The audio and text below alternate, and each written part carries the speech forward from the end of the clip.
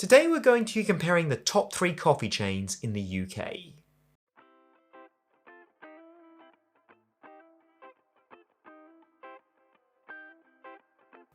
Welcome to Walkabout Edinburgh with David Basson. I am your host, David Basson, and I am a huge caffeine addict. So I'm going to compare the top 3 coffee chains in the UK. In order of popularity, they are Costa Coffee, Starbucks, and Caffè Nero. I'm going to try their Americano with no milk and no sugar, my favourite type of coffee. I'm also going to take one savoury item and one sweet item. And for my own twist, they're going to be from the vegan menu, and they're going to be the item which attracts me the most. I'm going to be judging the general atmosphere of the place. And to give it, the best chance for each one, I'm going to go to the highest rated cafes on the chain that are walkable from the Royal Mile. So, let's get drinking. The first cafe is Caffè Nero on the Quarter Mile.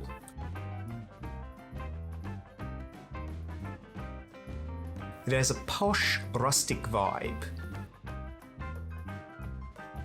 I spoke to a young lady who told me it's normally a lot busier around this time. We theorised that because it was the end of January, there might be too much month at the end of their money. For the coffee, I had my Americano. For the savoury item, I had the plant-based chicken and pesto sandwich, and for the sweet item, I had the salted caramel cheesecake. Caffè Nero translates to black coffee in Italian.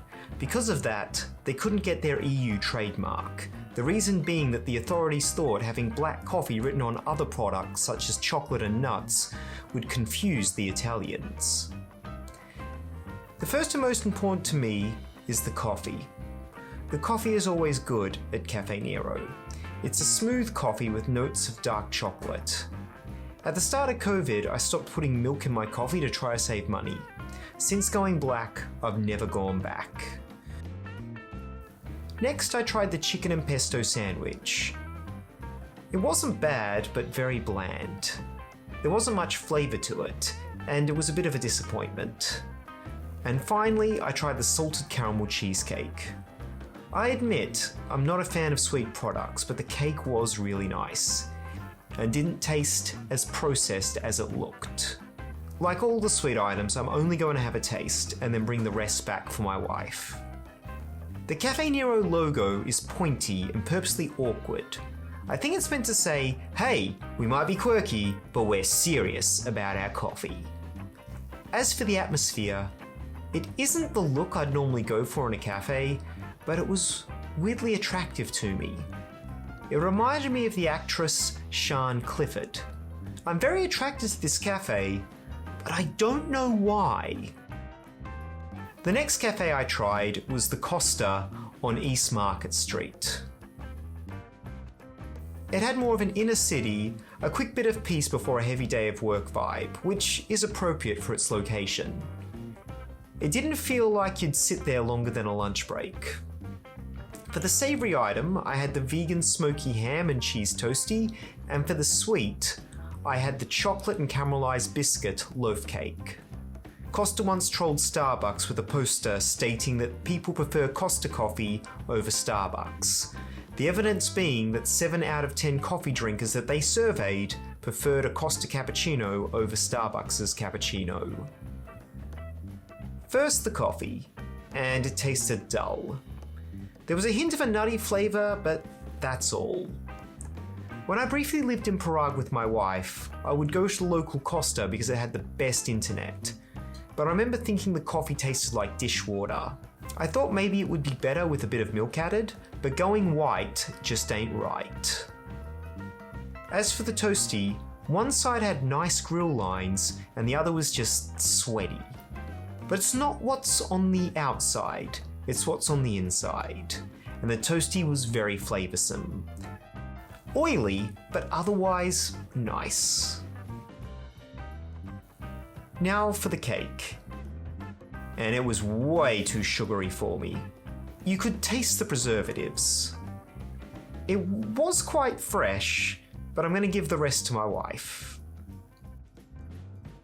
The S in the Costa logo symbolises steam coming off a hot cup. It's to make you think of the aroma of coffee. Finally, the atmosphere. I would have given it a bleh rating, but what really did it for me was the staff. They went out of their way to greet me, and when I was subtly trying to do recordings, I was approached by a staff member. I thought I'd get into trouble, but instead they struck up a conversation. Because of that, my rating went from bleh to great. The Costa on East Market Street is definitely Brandon Fraser. Yeah, you can see there's been some issues, but it's really huggable. The final cafe I went to was the Starbucks on Princess Street.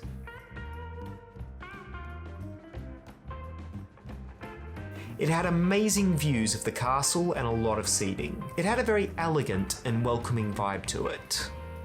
I tried the no beef and red onion focaccia and the raspberry and almond mini loaf. Starbucks mainly uses round tables, it's so solo travelers feel less lonely. The coffee had a fruity taste, which is always good. You can always rely on Starbucks to have consistent quality, no matter who the barista is. My first job in Edinburgh was working at a hostel. There was a great little Starbucks just down the road, and I'd go there on a daily basis. The consistency was always good. The focaccia was really nice. I liked the spices and it was full of flavour. It definitely had more going for it than the Costa sandwich. It might have been a bit oily, but otherwise it was very nice. As for the raspberry and almond cake, oh, that wasn't nice at all. It was really sweet and tasted like it was made out of chemicals. I then remembered that arsenic is meant to taste like almond, so maybe that's why it tasted so chemically. Even my camera thought it was a bit too sweet. I'm going to give the rest to my wife, but to make up for it, I'm also going to give her most of the focaccia. The logo is a two-tailed siren, not a mermaid as I thought. The original logo had a lot of words on it, but as Starbucks became more iconic, they took more words off the logo until it was just the siren herself, because that's all they needed. As for the atmosphere, it was amazing. It had wide open spaces and a really nice view of the castle. The staff were also nice. One of them recognised me as a tour guide from the main street. The Starbucks on Princess Street reminded me of Tom Cruise. Yes, it is part of a cult, but he's still going to give you money to it. As this was my last cafe, it was time I did my evaluation. Here is my scoring system. For the 4 categories, I'm going to give 2 points to the winner and 1 point to the runner-up. First, the coffee. Cafe Nero clearly wins, with Starbucks second. With the savoury items, the Starbucks focaccia was the best, with Costa coming in second. And for the sweet item, Nero wins because the salted caramel cheesecake was the only sweet item I might order again. I thought the cake from Costa would be the worst, but then I had the Starbucks mini loaf. So Costa gets second by default. The hardest to rate was the atmosphere, because they all had really lovely staff. So I asked myself, if I had a friend coming in from out of town who had never seen Edinburgh, which cafe would I take them to? And for that, it would be the Starbucks. As for second place, even though Cafe Nero had a better look and feel, I just couldn't get over how nice the staff were at Costa, which actually made it a more enjoyable experience. So Costa gets second.